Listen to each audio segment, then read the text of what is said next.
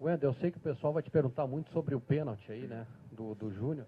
Eu vou deixar essa oportunidade para eles. Eu quero te perguntar sobre o momento do Inter no Campeonato Gaúcho, né?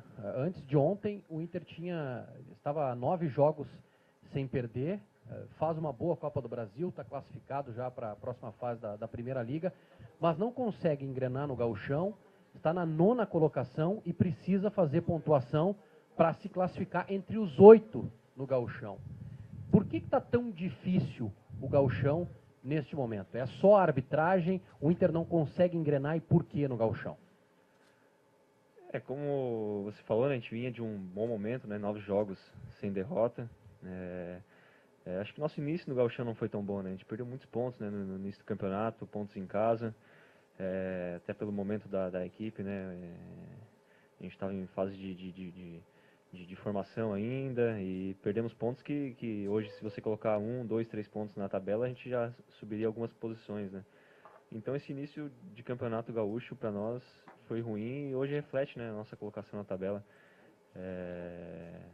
E agora, quando a gente engrenou, a gente pegou 2 jogos difíceis, né, o Grêmio, né, que foi um empate fora de casa, e o Juventude fora de casa também foi um jogo difícil.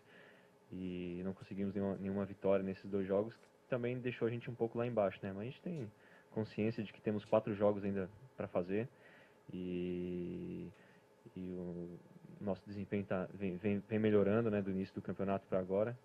E a gente tem total confiança que a gente vai conseguir essa classificação.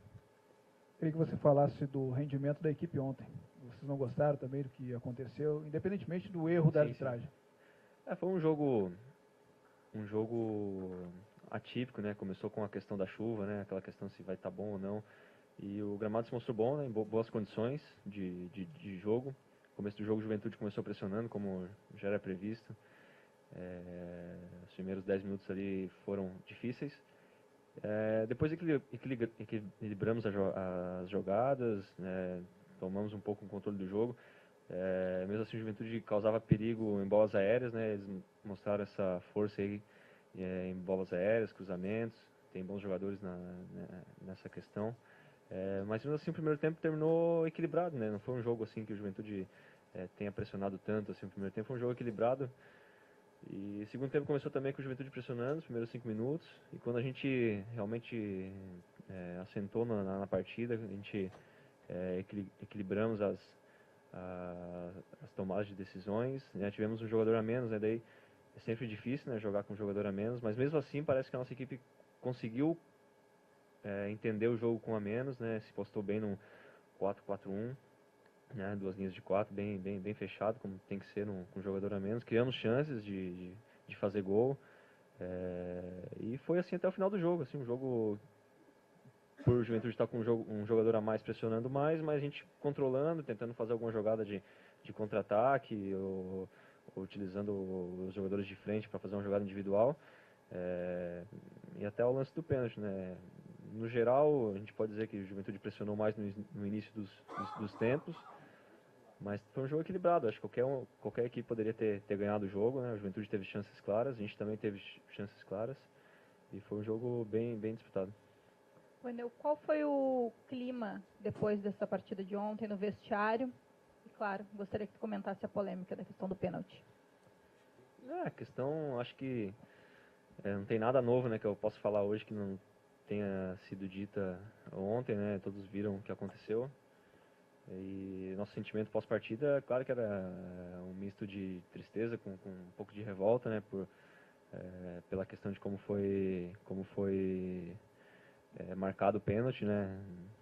Não só a questão do pênalti, já não ter sido pênalti, a gente já fica um pouco revoltado, né? Ainda mais com a questão dos auxiliares falando que a bola teria batido no peito, né, do Júnior, e como ficou bem claro nas imagens.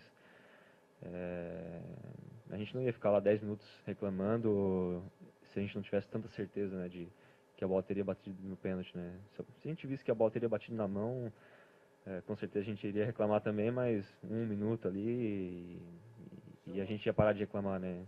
Mas foi tão nítido para nós dentro de campo que a gente insistiu até que veio a opinião do assistente, né? Ele falando que na opinião dele teria batido no peito, e ali nos criou uma esperança, né, de que o árbitro escutasse ele e revertesse a marcação do pênalti. E a gente sentiu um pouco o árbitro um pouco confuso, né, depois dessa nova informação do assistente, mas ele optou por assumir, falou que na opinião dele teria sido pênalti. Então foi isso que aconteceu, né, já está mais do que discutido isso, e a gente ficou sem entender o porquê, né, que ele quis assumir essa situação.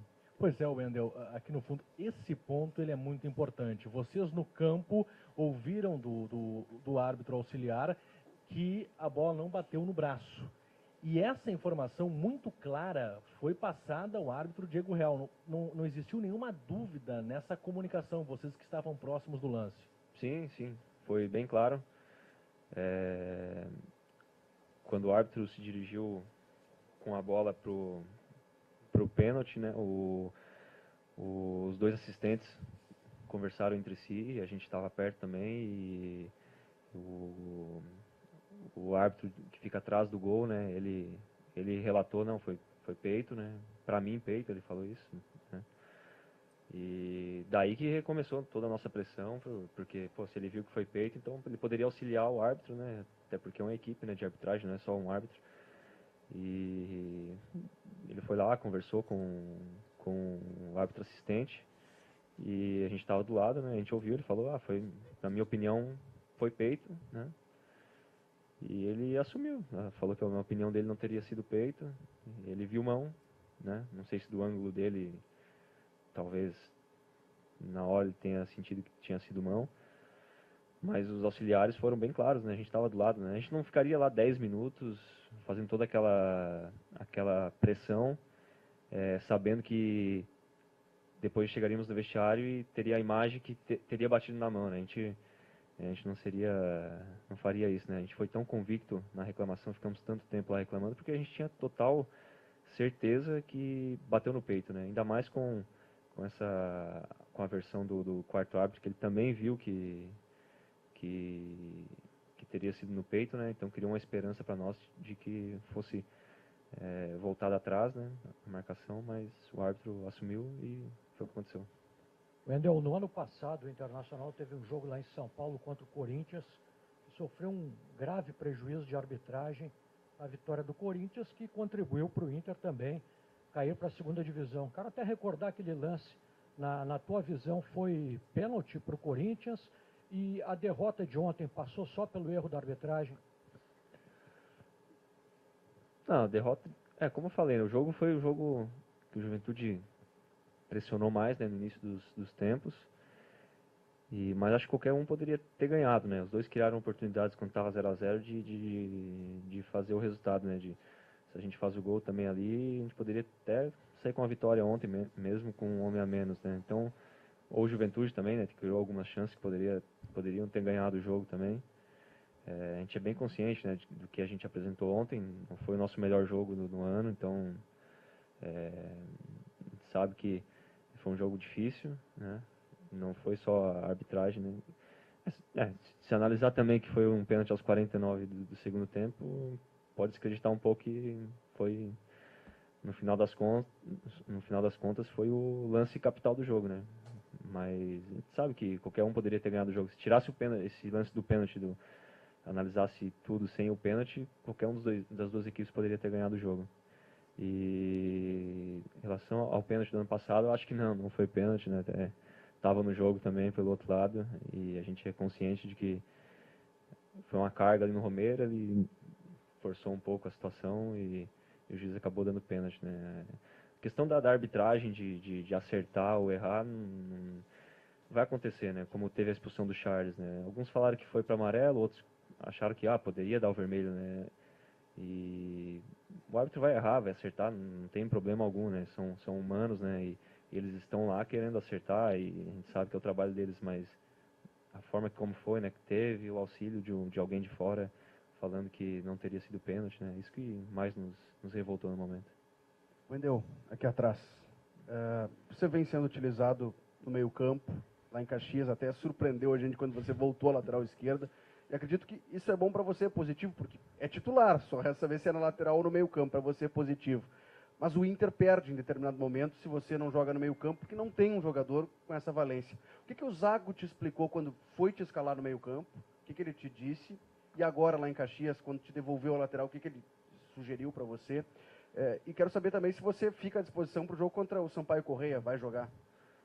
Contra o Sampaio agora, acho que o grupo todo está à disposição, né, mas o Antônio não passou ainda, né, qual que é a ideia dele para esse jogo.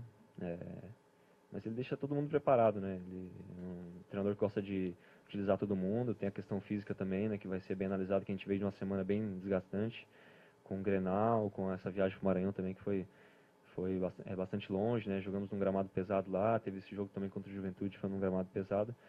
Agora cabe ao Pacheco, né, analisar quem está em melhores condições, né, junto com o Antônio. E a questão do meio de lateral, o Antônio conversa bastante, né, não só comigo, mas com os outros. Ele gosta de sentir do jogador, né, se sente bem em tal função, se já jogou. Então, para mim é indiferente. Todos sabem que minha posição é lateral, né, joguei a carreira toda assim, mas em todos os clubes também já atuei no meio, então para mim não tem problema. Quando ele me colocou no meio, ele me pediu profundidade para dar dinâmica, para ajudar a equipe pelo lado esquerdo, fazer uma parceria com o Carlinhos na época, com o Iago. E para lateral é o que ele sempre pede, né, no sistema defensivo, bem posicionado, e na parte ofensiva sendo um bom apoio, né? Então, assim, não tem nenhum mistério, né? Então, para mim, ter que mudar durante o jogo também é uma questão que é tranquila, assim, a gente consegue absorver bem e já entendeu, né, o que precisa fazer, independente da posição. O Wendel, aqui no fundo ainda, né, no início você falou sobre não estar bem, né, no Campeonato Gaúcho, sobre não ter conseguido ainda os pontos. Vocês pararam para pensar sobre os próximos jogos? Tem uma série de adversários diretos, daqui a pouco pegar aí e fazer uns cálculos para se classificar, ou não precisa isso dentro do gauchão? Não, a gente sabe exatamente a nossa posição, os adversários. Temos um jogo que vai ser fundamental, né, contra São Paulo, depois Ipiranga, São José, Cruzeiro. A gente sabe exatamente tudo o que a gente precisa fazer para a classificação e a gente está consciente de que esse jogo... Primeiro tem esse jogo de quarta-feira, que também é importante para nós, né? Mas falando apenas de gauchão, a necessidade de uma vitória no sábado, né? A gente sabe que vamos entrar para esse jogo precisando muito dos 3 pontos, né? Então, a gente sabe que o empate já não é suficiente, né? Então, desses 12 pontos aí que a gente tem pela frente, a gente tem que conquistar aí, não sei, a gente não fez as contas, né? Mas acho que no mínimo 2, 3 vitórias para classificar bem, né? Então, é isso que a gente espera. Desde o final dos anos 2000, quando o D'Alessandro chegou aqui no Inter, se tem algo que, quando ele não participa, né, se criou, que é a tal da dependência, né, do time do Inter em relação a esse jogador que é realmente muito importante. Você falou do crescimento que o Inter tinha nesses últimos 9 jogos e coincidiu a derrota com a ausência do D'Alessandro. O Inter é realmente dependente do D'Alessandro, precisa desse jogador para ter um rendimento positivo? Todos sabem da importância dele, né? Um jogador fundamental dentro do grupo, não só em campo, mas também extra-campo. É um líder nato, né? Todos sabem que ele representa para a torcida, para o clube. Então, é um jogador que conhece o clube, tem o espírito colorado, então é um jogador muito importante para nós, né? Já ganhamos jogos também quando ele não estava, então é um jogador que com certeza sempre faz falta, né, quando não está, mas a gente também a gente sabe que ele pode ser substituído à altura, né? Temos bons jogadores, né? A gente sempre fala que a força do grupo, né, tem que ser maior do que qualquer individualidade, né? Isso que a gente preza dentro do vestiário. E isso que a gente busca, né? Quando a gente não tem um jogador tão importante quanto o Dali, a gente tenta prevalecer a força do grupo, né, do conjunto, para suprir a ausência dele. Valeu, gente. Obrigado. Valeu.